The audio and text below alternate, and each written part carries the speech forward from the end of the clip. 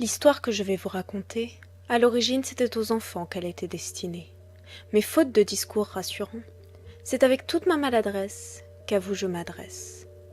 Notre conte se déroule, bien loin de toute foule, dans un joli petit bois enchanté, où une jeune colombe vient se poser.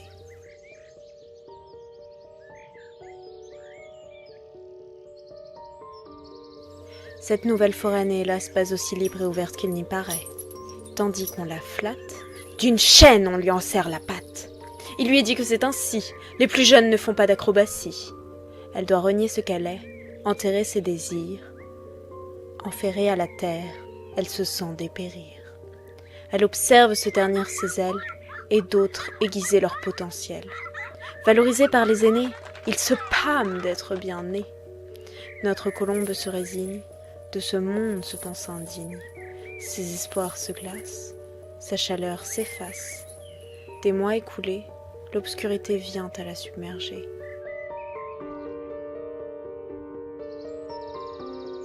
De rage et de solitude, de sa patte elle arrache la servitude.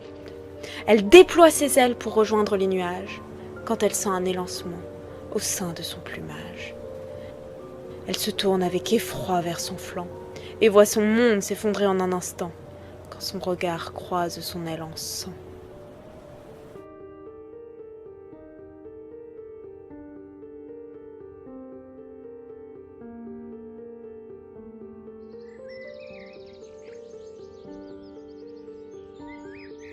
Mais en peu de temps la voilà entourée de toutes les personnes à qui elle avait apporté, de l'amour et de la bienveillance, de tous les coins de la forêt, prêt à faire trembler la terre pour la sauver.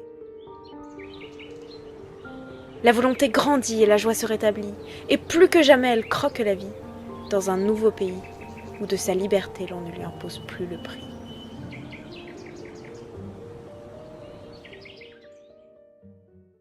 Ce poème pourrait être une métaphore de bien des choses. Mais ici, c'est l'éducation qui enchaîne cet oiseau. C'est l'école qui détermine un programme qui valorise non les enfants, mais des enfants. Pas leur qualité, mais des qualités. Nous nous sommes accordés la lourde tâche d'imaginer ce que serait une école qui atteint son objectif. Faire briller chaque enfant et le préparer à sa vie future. Mais peut-on dire que c'est le cas actuellement ? Serait-il possible de valoriser les centres d'intérêt des enfants plutôt que de leur imposer des programmes rigides qu'ils n'arrivent pas toujours à s'approprier ? Maintenant, laissez-moi vous transporter dans un autre monde. Un monde où les enfants pourraient travailler par projet. Ils réfléchiraient au début de l'année à plusieurs projets qu'ils souhaiteraient mettre en œuvre, que ce soit un concours de poésie, une création sur l'Égypte ancienne, ou même apprendre la guitare. Ces projets pourraient être individuels ou collectifs. Les projets individuels permettraient d'apprendre de nouvelles compétences ou d'en développer, et les projets collectifs de partager ces apprentissages. Le professeur deviendrait un gestionnaire de projet, qui guiderait les enfants pour qu'ils trouvent un objectif motivant, tout en leur enseignant l'autonomie. Pour les plus jeunes, les projets seraient modestes, guidés ou en équipe avec de plus âgés, afin de valoriser l'empathie, l'entraide et la transmission de connaissances des plus grands à leurs cadets. Bien entendu, ces projets devront être guidés pour permettre aux enfants de s'ouvrir le plus possible aux autres et au monde qui les entoure, tout en leur inculquant les connaissances fondamentales à leur épanouissement en tant qu'adultes. Mais sans forcer leur intelligence, et sans les enfermer dans un espace-temps d'apprentissage. Ils arriveront dans le monde du travail avec de multiples expériences dans la gestion de projets, et une meilleure capacité à faire preuve d'entraide, de solidarité et d'empathie.